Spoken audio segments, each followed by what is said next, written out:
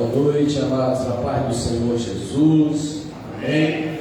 Muito feliz hoje por essa data, uma data muito especial para todos nós, uma data marcante, quando nós estamos aqui para celebrar 6 anos, em que nós dedicamos esse espaço aqui ao Senhor, como carta de oração, como carta de louvor, de adoração a Deus.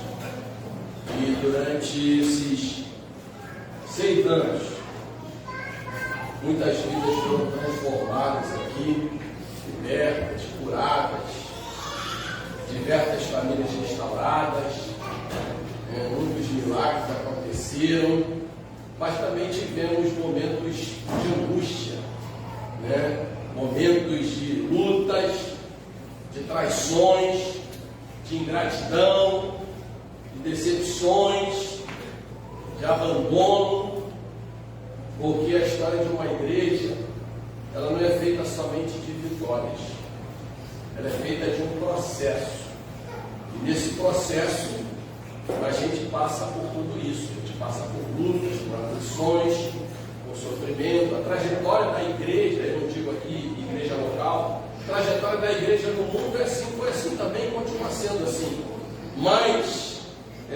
o mais importante de tudo isso é que nós estamos crescendo e continuamos de pé para a glória e louvor no nome do Senhor Jesus. Você pode aplaudir Jesus?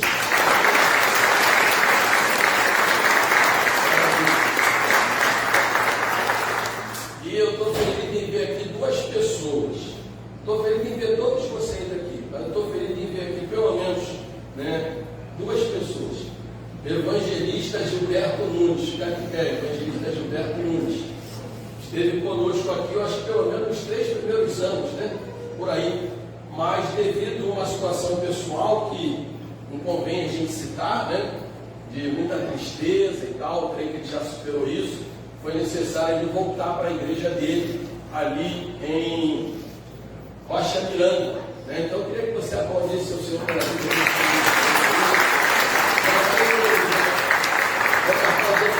Aqui, em nome de Jesus. E feliz também ver ali integrantes da família Postal, presbítero Hélio, irmão Bruna, que esteve conosco durante 5 anos e também por questões pessoais, tiveram que se transferir para um outro ministério, mas nós continuamos irmãos em Cristo. Por quê? Porque independente do ministério, da denominação, nós somos parte de uma mesma igreja. Amém? Então, queridos, eu quero compartilhar com vocês um texto da palavra de Deus que está lá no primeiro livro de Samuel, um texto muito conhecido de todos. Eu mesmo já preguei sobre esse texto algumas vezes, mas como a palavra de Deus ela se renova a cada dia, eu creio que hoje a gente vai entender mais algumas coisas aqui relacionadas a esse texto. 1 Samuel, Samuel é um livro, não é uma carta. Então, primeiro livro de Samuel, capítulo 7, vou corrigir, meu pastor Walter vai ver essa mensagem aqui inteira, já avisou. 1 Samuel 7, versículo 12, diz assim: Então tomou Samuel uma pedra e a pôs entre Mispa e Sem, e chamou seu nome Ebenezer, e disse: Até aqui nos ajudou o Senhor. Amém? Você pode repetir comigo no tempo 3? Ebenezer, até aqui nos ajudou o Senhor. 1, 2, 3. Ebenezer, até aqui nos ajudou o Senhor. Amém? Feche os olhos com sua cabeça, mais uma palavra de oração. Pai, em nome de Jesus, mais uma vez, diante da tua presença, estamos, ó Deus, com um compromisso, com a responsabilidade, mas também com a satisfação e com a alegria de poder compartilhar mais um texto da tua palavra, da tua igreja.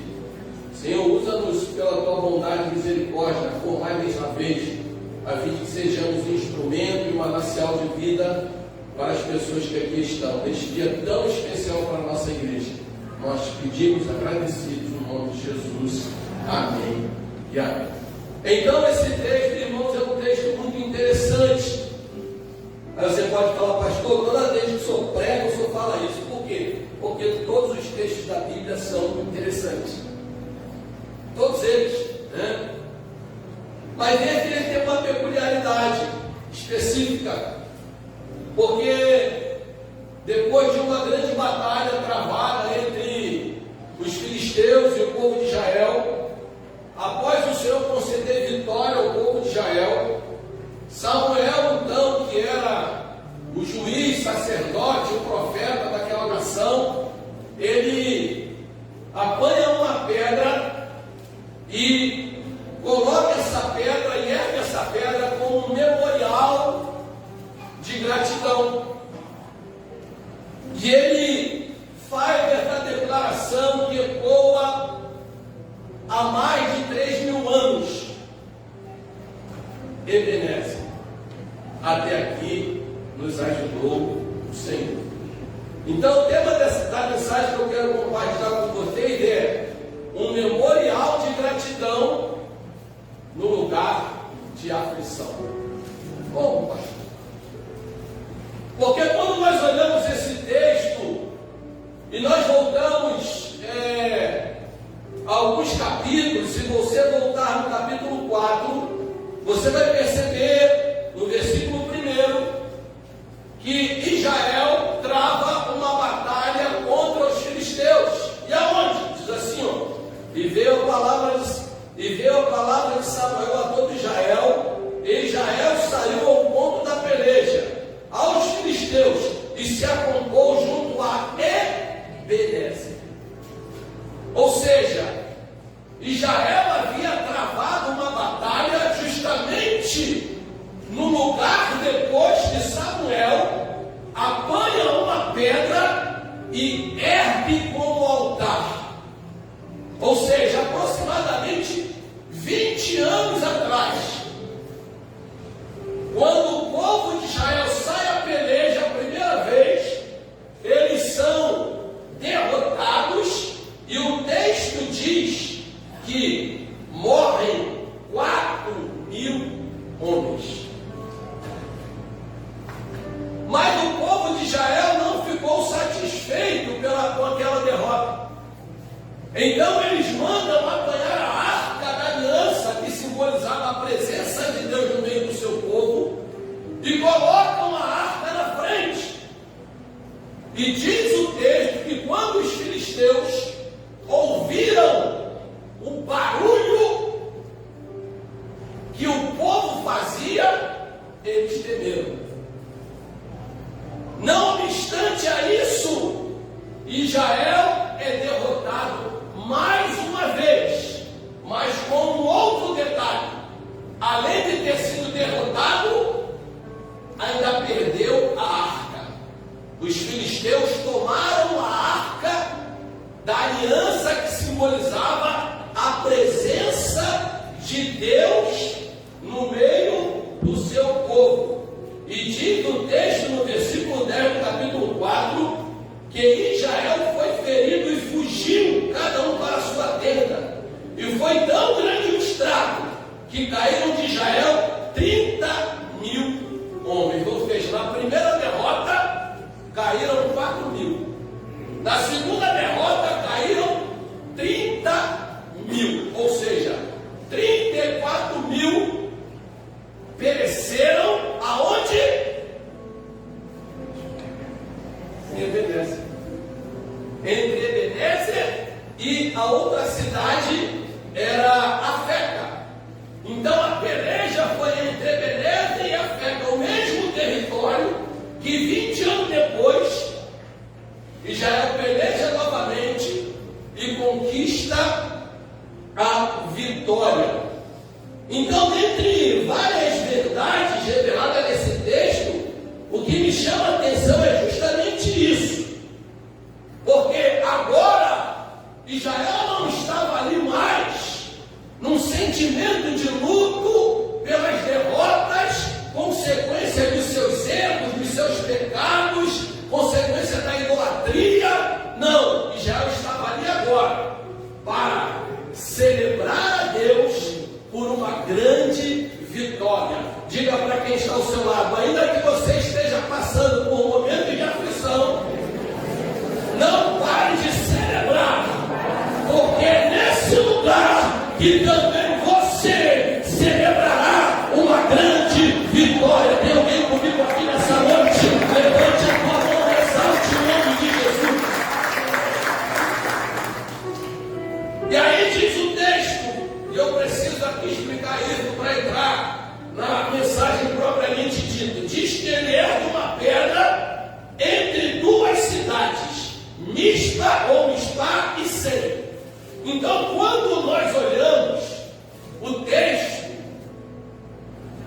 aparentemente não tem nenhuma importância, mas eu sempre digo aqui, irmãos, tudo o que está escrito na Bíblia foi revelado pelo Espírito Santo e tem um motivo pelo qual foi escrito. Ou seja, por que ergue então uma pedra entre Mispá e Sem? Duas cidades. Então essas cidades, elas ficavam na região da tribo de Benjamim, tá? Um dos filhos de quem? Um dos filhos de Jacó, tá? E Benjamim significa filho da felicidade. Jacó mudou o nome, porque na verdade o nome era Benoni, porque era filho da minha dor, filho da minha aflição, devido a Raquel ter morrido quando gerou Benoni. Jacó falou, não vai ser Benoni, vai ser Benjamim, porque esse menino, ele será filho da minha felicidade e não filho da minha dor, do meu sofrimento.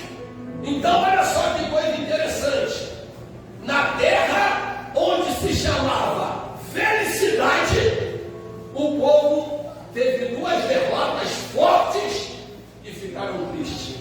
Mas também, na terra em que eles ficaram tristes, Deus trovejou, pelejou em favor do seu povo e eles celebraram uma grande e poderosa vitória para a glória do nome de Jesus. Outros dois detalhes interessantes. Mispa ou Mispá significa torre de vigia. Repita comigo, Mispa significa torre de vigia. E a outra cidade era Sem. Sem a gente sabe que é o nome que foi dado por Noé aos seus filhos, então Sem Jafé, né? Então Sem significa nome. A palavra Sem, no hebraico, significa nome. Pastor, o que tem a ver com isso? Tem tudo a ver. Porque na antiguidade, o nome era o principal meio de se identificar uma pessoa. Naquela época não tinha documento de identidade. Então você conhecia quem era aquela pessoa, quem eram os seus pais, quem era sua mãe, né? Através do nome que ela possuía. Porque o nome, ele carregava com ele algo muito importante, porque se colocava os nomes das crianças nascidas, ninguém comprava livro de nome. Igual hoje muita gente compra, né? Aí compra o livro de um monte de nome para escolher o nome do filho ou da filha. Ou coloca o nome do filho ou da filha por uma personalidade muito importante da época. O pessoal flamenguista no tempo de Romário, quando nascia uma criança era Romário, que tem de Romário por aí, né? Então, na nossa época, o pessoal coloca nome nas pessoas em função de quem é a pessoa mais importante da época, né? Mas naquela época não, o nome era colocado em função do que envolveu o nascimento daquela criança. Tanto é que a gente sabe que Jacó foi colocado no nome, por quê? Porque ele lutou com seu irmão no ventre e ele saiu antes do seu irmão. E ele recebeu o nome de Jacó, que significa o quê? Usurpador, né? A gente vai ver Isaac, porque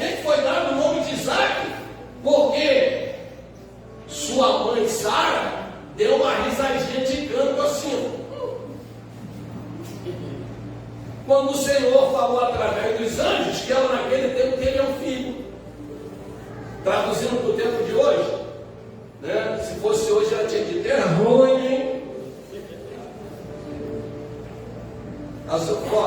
Porque você riu, o nome da criança vai ser Sorriso. Porque você riu não acreditando, todas as vezes que você olhar para aquela criança, você vai lembrar que você não acreditava que eu podia fazer algo impossível. Então os nomes estavam relacionados às circunstâncias. E aí então, está lá uma cidade, torre de vigia. Outra cidade significa nome, identidade, personalidade. Guardou aí? Então tá bom, então vamos para frente. Então quando Samuel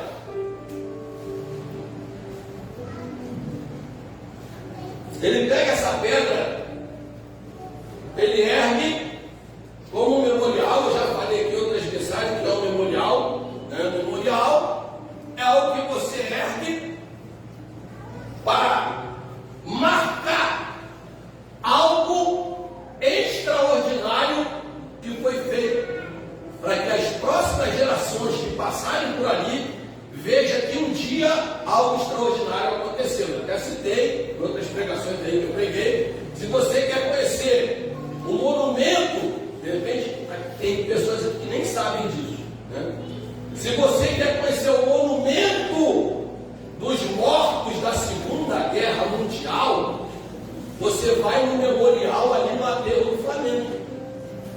Então todas as vezes que alguém passa ali, ele sabe que ali está, né, os restos mortais dos heróis da guerra lá na Europa, especificamente na Itália. Porque o memorial se ergue para que as gerações futuras, quando passarem ali, vejam que algo extraordinário foi feito. Por que que a cruz ela é um sinal do memorial da morte de Jesus? Porque a Santa Ceia, a mesa da Santa Ceia, é um memorial da morte e ressurreição de Cristo, para que todas as gerações lembrem que um dia Jesus morreu e ressuscitou pela minha e pela tua vida, e se não fosse isso, todos nós estaríamos perdidos. Então, ele ergue um memorial e ele faz essa declaração: até aqui nos ajudou o Senhor. Duas coisas interessantes aqui. Primeiro, Samuel não atribuiu a vitória a nenhuma estratégia. Samuel não atribuiu a vitória a eles serem mais poderosos.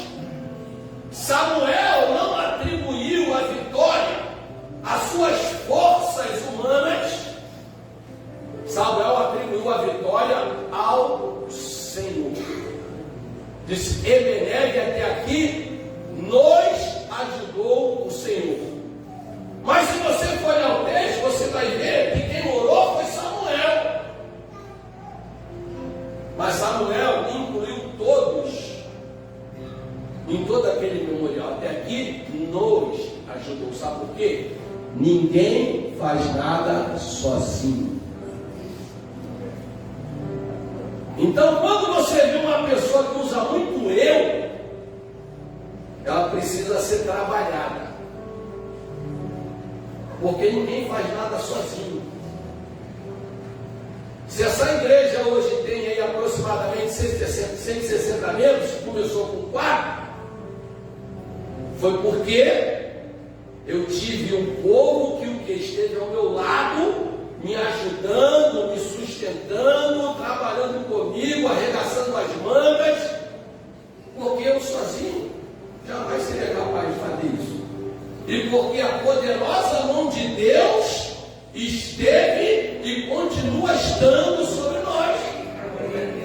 Então a primeira coisa, ele atribuiu a vitória, a bondade, a misericórdia e ao poder extraordinário de Deus. Todas as vezes que eu e você, irmão,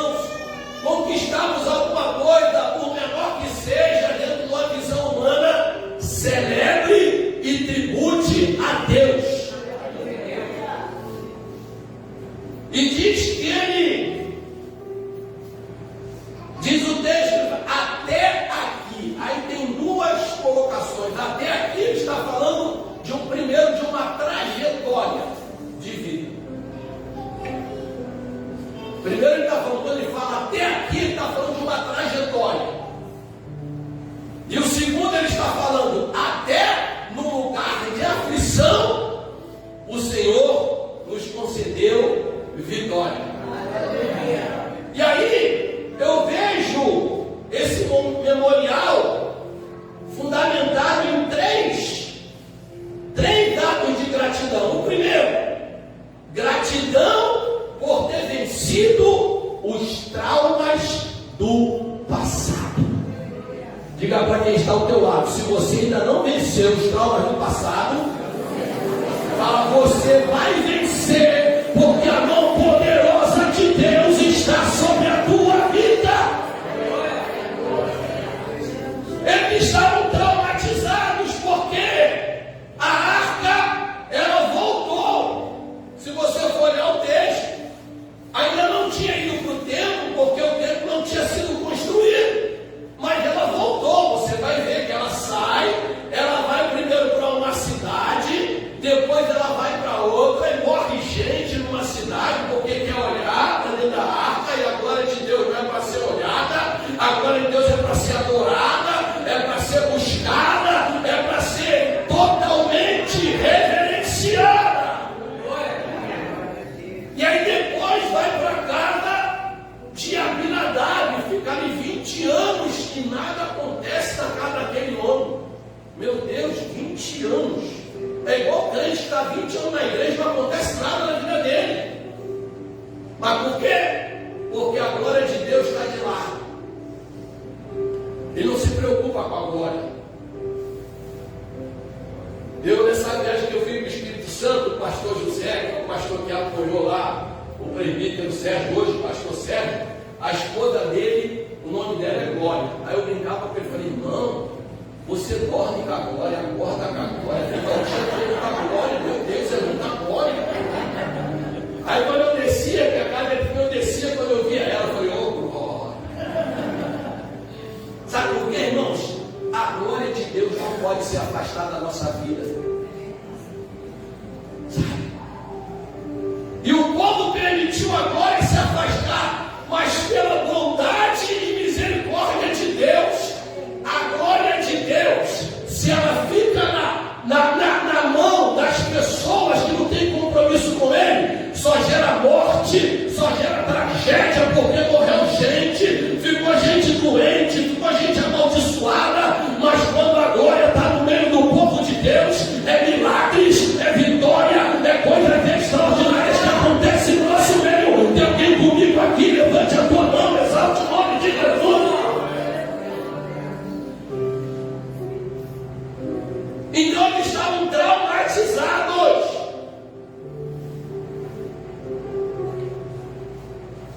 Só que eles estavam sendo liderados por alguém que tinha passado por uma escola poderosa de traumas. Provavelmente Ana, sua mãe, quando ele começou a ter consciência das coisas, meu filho, senta aqui que eu vou te contar algumas coisas. Sabe, a mamãe não podia ter filho, porque o papai tinha uma outra mulher. A outra mulher dava filho para o papai, mas a mamãe não dava. Sabe, e essa mulher chamada Penina, ela me humilhava, ela me negligenciava, ela me maltratava. Mas filho, mesmo sendo maltratada e rejeitada, eu todo ano eu ia para o templo adorar a Deus. Tem mais, filho. Sabe o que aconteceu? Num dos anos que eu estava indo lá orar, pedindo para você nascer, porque Ana, ela pediu um filho. Mas quando a gente pede alguma coisa a Deus, não com o intuito de provar para outras pessoas que Deus está conosco, quando a gente pede alguma coisa a Deus, para depois devolver para Ele, Deus faz muito mais. Ela pediu um filho. Deus não era um sacerdote, um profeta e um juiz. Sabe? E um único filho, Deus colocou 3 unções na vida dele. Então, na verdade, ele tinha que ter pedido 3, né? Mas ela foi humilde e pediu só um. Diga para quem está lá, fala assim, ó, pede o essencial. Fala que Deus fará o sobrenatural, porque a Bíblia diz que Ele faz muito mais do que pedimos ou pensamos. Querido, te prepara, porque se você está com a presença de Deus na tua vida, se você tem seguido as orientações dessa palavra, tem coisas extraordinárias para acontecer na tua vida. O louvor foi cantado aqui, não combinei nada com ninguém não. Nem sabia o que eu ia pregar. Eles estavam traumatizados. Provavelmente Samuel era um profeta, Samuel era um sacerdote, Samuel era um juiz. Provavelmente Samuel deve ter ido para eles. Êxodo 25, capítulo 20, versículo 5, que diz assim: não adore essas coisas, nem preste culto a elas. Não, Deus aqui estava ensinando o seu povo a não adorar imagem de escultura, nenhuma imagem de um animal que existisse na terra, debaixo da terra, no mar, não adorar personalidades. E ele diz: não adore essas coisas, nem preste culto a elas, porque eu sou seu Deus, zeloso, que visita a iniquidade dos pais dos filhos até a 3ª e 4ª geração daqueles que me aborrecem. Ele deve ter guardado isso bastante lascado. Por quê? Porque há 20 anos atrás, uma geração na Bíblia é 100 anos. Meu Deus, só tem 20, ainda falta ainda mais 380. Nós vamos ficar desse jeito durante 400 anos.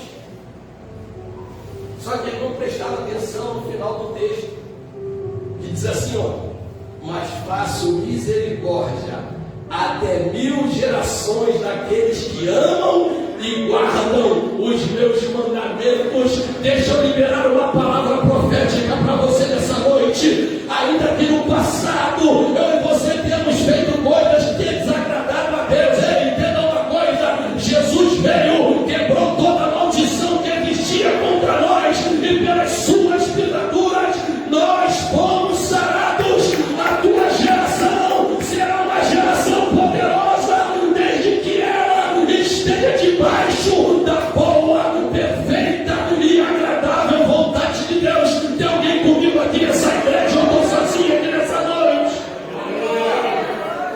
Maravilhoso Deus. Isaías 43, 25 diz: eu mesmo sou o que apaga as tuas transgressões, por amor de mim, dos teus pecados não me lembrarei mais.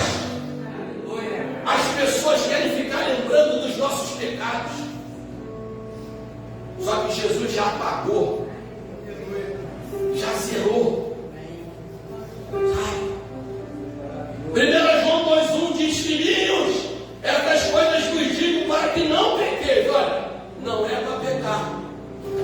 Inclusive a mensagem de quinta-feira foi até sobre isso. Por favor, morra, por favor. Para você e eu matarmos a natureza humana. Filhinhos, esta coisa vos digo para que não pequeis, mas se pecardes, temos o advogado para o Pai, Jesus Cristo, o justo. Sabe, tem pessoas que deixam o seu passado escrever o seu presente e determinar o seu futuro. Só que Isaías 43, 18 diz: não vos lembrei das coisas passadas, e nem considerei as antigas. Eis que farei uma coisa nova. Sacode quem está do teu lado, fala: tem coisa nova chegando aí. Cara, tem coisa nova. É o 6º, terminamos o 6º ano. A partir de amanhã é o 7º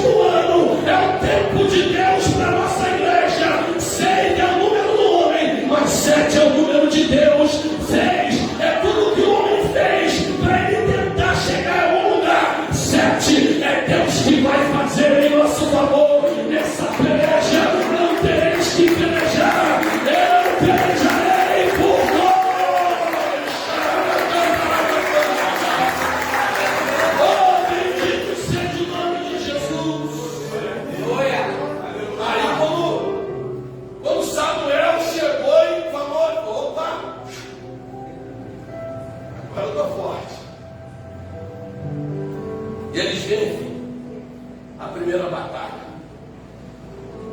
Eles vêm filtrar. Você vai ver no texto aqui.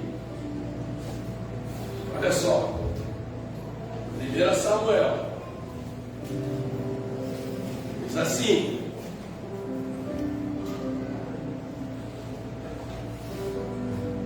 Sucedeu que desde aquele dia Arca ficou em Quiriate-Jearim. Tantos dias se passaram, que chegaram até 20 anos. E lamentava toda a casa de Israel após o Senhor.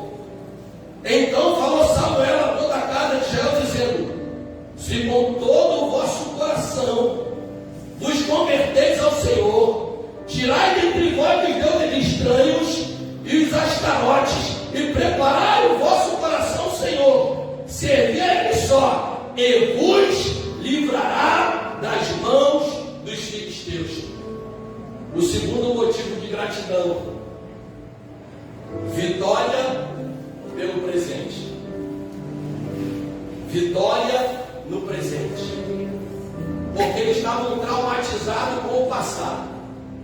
Mas quando Samuel coloca para eles a situação que eles estavam envolvidos, eles caem em si e começam a vencer. Primeiro, vence as lamentações. Diz o texto aqui, ó. E eles lamentavam toda a casa de Israel após o Senhor. Sabe aquele crente que ele fica se lamentando o tempo todo? Sabe? Ele não consegue ver o que Deus está preparando para ele lá na frente. Ele deixa o passado influenciar o presente, ele só se lamenta. Lembra das lamentações de Jeremias? Chegou um dia que Jeremias se lamentava o tempo todo. Por quê? Porque Jeremias pregava e o povo não ouvia a mensagem dele. Irmãos, Jeremias não conseguiu convencer ninguém durante todo o seu ministério. E foi parar onde? Foi parar na prisão. Levou soco no queixo de falso profeta. Foi jogado na prisão, num poço de fezes. E Deus tinha dito para Jeremias: eu vou te levantar. Você vai destruir, você vai erguer, você vai fazer aqui. Aí tem um momento lá em Jeremias 20, se eu não me engano, que ele disse: Senhor, eu fui enganado pela tua palavra.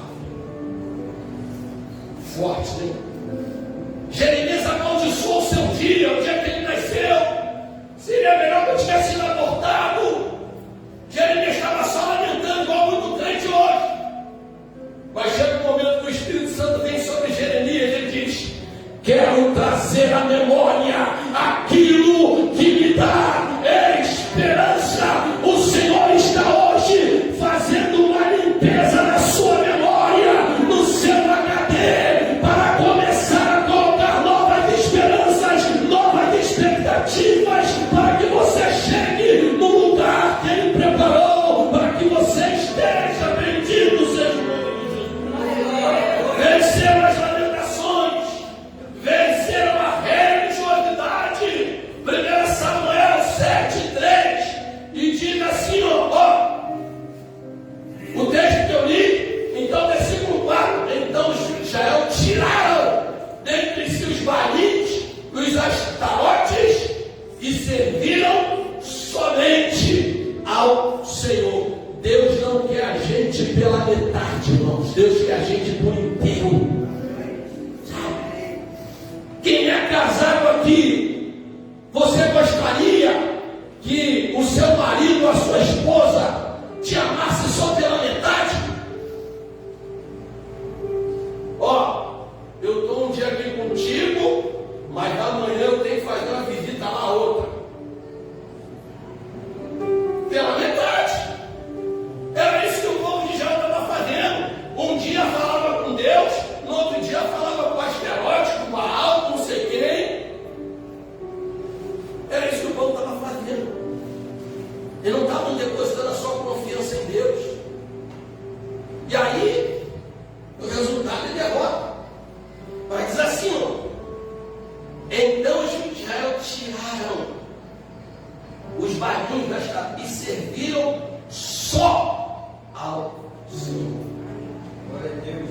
carinho para o irmão ficar chateado com você. Fala aí, vamos servir só ao Senhor.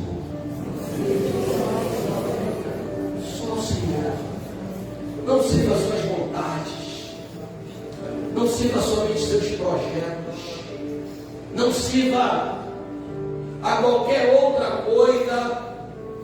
Sirva ao Senhor. Versículo de número 5, disse Pai Samuel: congregai todo Israel em Mispa e orarei por vós. E congregaram-se em Mispa e tiraram a água e derramaram perante o Senhor e jejuaram aqueles dias, se tornaram crentes. Congregaram, tiraram água. Sabe o que é tirar água? Água fala de purificação, ou seja, eles se purificaram.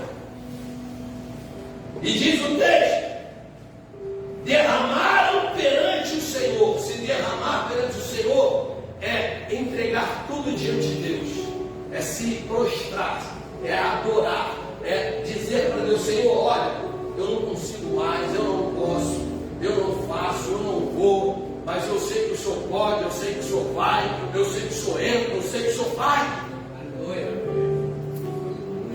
Eles venceram a religiosidade, venceram a acomodação, ou seja, se revoltaram com aquela situação. Não, nós não queremos mais ser derrotados. O que está impedindo a gente de conquistar a vitória é isso? Então nós vamos fazer. Diga para quem está ao teu lado: se você fizer o que a palavra diz e que tem sido liberado nesse mundo, te prepara, os filisteus da tua vida cairão por terra pelo poder do nome de Jesus. Oh, bendito seja o nome do Senhor. Aleluia. Eles venceram os seus pecados, assim disseram: pecamos contra o Senhor. Reconheceram, irmãos. Nós vivemos uma geração de pessoas que se auto-justificam. Pecado agora virou problema. Pastor, vai atender alguém: pastor, estou com um problema. Ninguém quer falar de pecado, porque pecado assusta as pessoas. Pecado não deixa o crente que é a raiz de você falar de pecado. Mas pecado sempre vai ter pecado. Eles reconheceram. E a Bíblia diz: quando nós reconhecemos que somos pecadores, dependentes da graça de Deus, quando a gente confessa, o Senhor perdoa. Quando a gente se arrepende, Ele derrama a sua graça. E quando nós deixamos o pecado, Ele derrama a bênção extraordinária. Então, eles perderam o altar de vitória no presente. Olha só o versículo de número 9. Então tomou Samuel um cordeiro, que ainda mamava, e sacrificou o inteiro no holocausto ao Senhor. Olha só, antes de pegar a pedra, ele pega o cordeiro. Porque não se constrói memorial de vitória sem sacrifício. Se eu e você queremos construir memorial de vitória, temos que aprender a fazer sacrifícios em favor do reino de Deus. Ninguém vai matar bichinho, porque não mata mais bichinho. A Bíblia diz que é o sacrifício da própria vida. Nós precisamos aprender a fazer sacrifício em prol do reino de Deus. Nós fazemos sacrifício para tantas coisas, mas quando chega para fazer sacrifício para Deus, a gente dá desculpa, irmãos. Se nós queremos desfrutar do melhor de Deus, vamos aprender a dar o melhor para Ele. Porque quando nós pedimos alguma coisa a Deus, ninguém pede o pior. Você foi pedir um esposo para Deus, você pediu um cara feio ou bonitão, igual o pastor Claudinei? Então, bom. Entendeu? Ninguém pede, quando vai comprar um carro: Senhor, me dá um Fusquinha 66, 12 volts.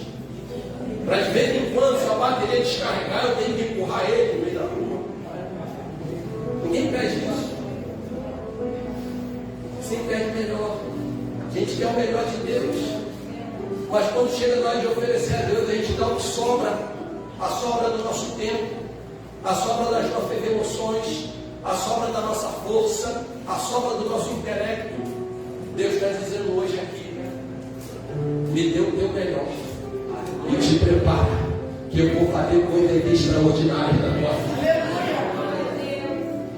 Nós vencemos o pecado, irmãos, diante das aflições, não podemos nos acomodar por causa dos traumas do passado. Precisamos tomar atitudes que nos projetem para alcançar o propósito pelo qual viemos a este mundo.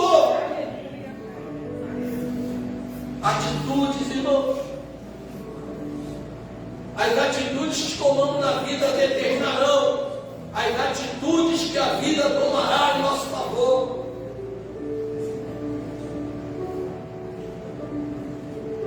Gideão tomou uma atitude. Estava todo mundo fugindo, os midianitas invadindo, destruindo, destruindo a plantação, roubando tudo. Ele tomou uma atitude, ele falou: não vou defender o que é meu. Jefité tomou uma atitude.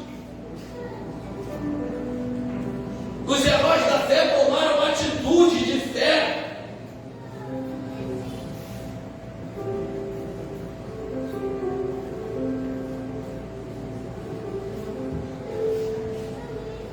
Davi tomou uma atitude. Davi tinha pecado. A Bíblia diz que a criança que nasceu estava doente. E aí Davi, enquanto a criança estava viva, ainda doente, os auxiliares dele cuidando, ele estava ali orando, ele não comeu, ele não se perfumou, ele estava ali jejuando. Mas de repente eu ouvi um balbúrdio, a criança morreu. Aí falou que a criança morreu. Levantou, tomou um banho, se perfumou e ó, segue a vida.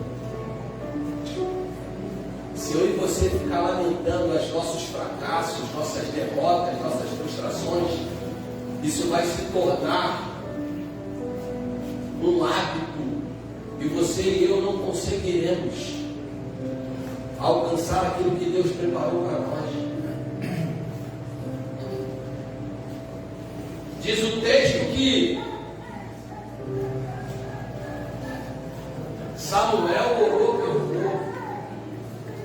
Você vai ver, irmãos, que tudo que gera uma transformação e uma mudança em qualquer situação da nossa vida vai envolver duas coisas: arrependimento e oração. Foi o que aconteceu aqui. Eles reconheceram, se arrependeram e deixaram. Então Samuel convoca o povo e ora. E aí Deus faz o quê? A Bíblia diz: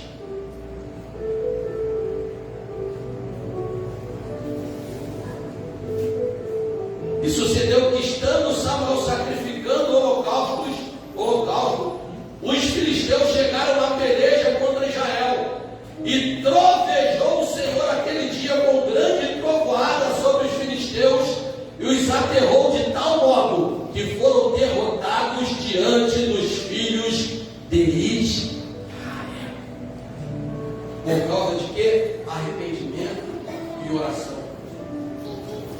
John Wesley certa vez disse: dá-me 100 homens que nada temam senão o pecado e que nada desejam senão a Deus, e eu abalarei o mundo. Irmãos, é forte.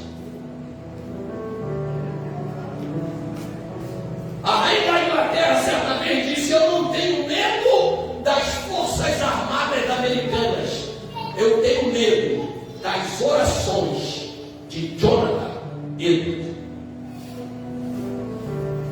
Porque uma pessoa de oração comprometido comprometida com Deus, ela muda o cenário onde ela chega.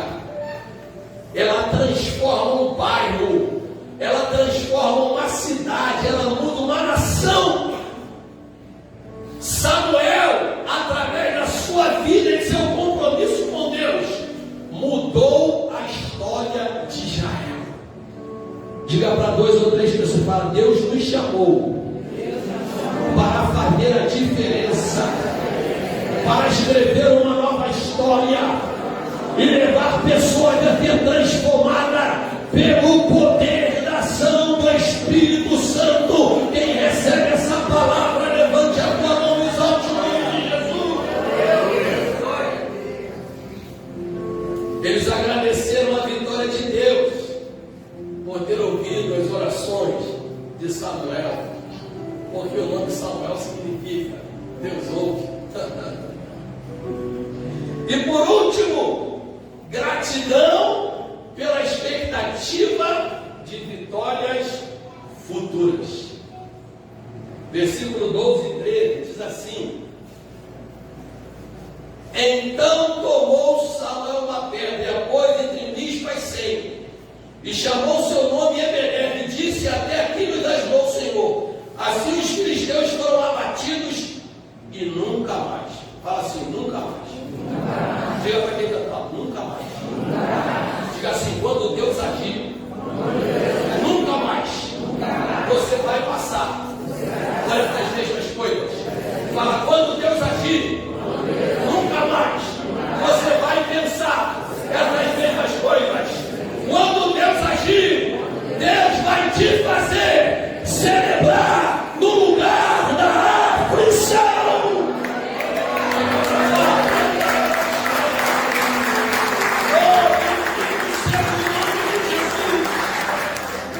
Aí agora eu entro daquilo que eu disse lá no início. Primeiro, por que uma pedra? Por que não um pedaço de madeira? Por que não um vaso de barro? Por que escolheu uma pedra? Eu fiquei intrigado com isso. Por que escolheu uma pedra? A gente vai para a Bíblia, a gente vai orar, a gente não vai consultar a inteligência artificial, porque a inteligência artificial não fala nada para a igreja. A gente vai consultar os livros, a gente pode fazer uma pesquisa na internet, mas não chegar lá e falar assim, me dá aí. Eu já falei aqui uma vez, né? Fazer uma consulta na inteligência artificial de uma palavra, ela me deu o significado da palavra, e depois falou assim, quer que eu prepare um sermão para você? Eu falei, está repreendido em nome de Jesus, Satanás. Uma pedra, irmãos, por que uma pedra? Porque pedra é algo que resiste à chuva, ao sol, à água e ao tempo. Ainda que ela seja quebrada, espedaçada ou triturada, mesmo assim, ela se transforma em algo também resistente.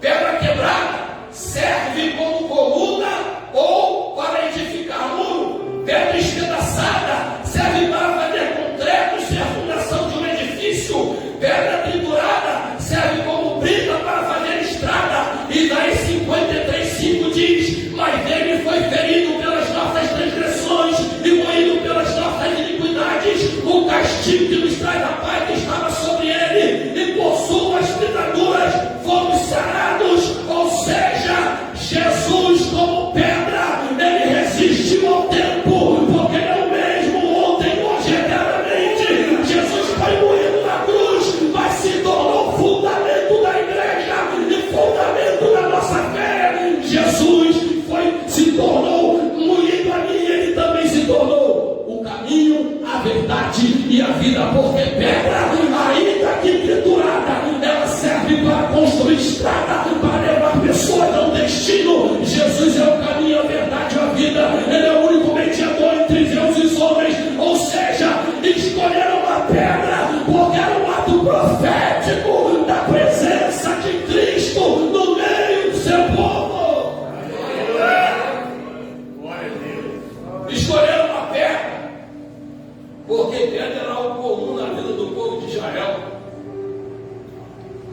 pedra serviu como travesseiro para Jacó descansar na sua viagem. Uma pedra serviu como testemunha da aliança entre a família de Josué e Deus e o povo.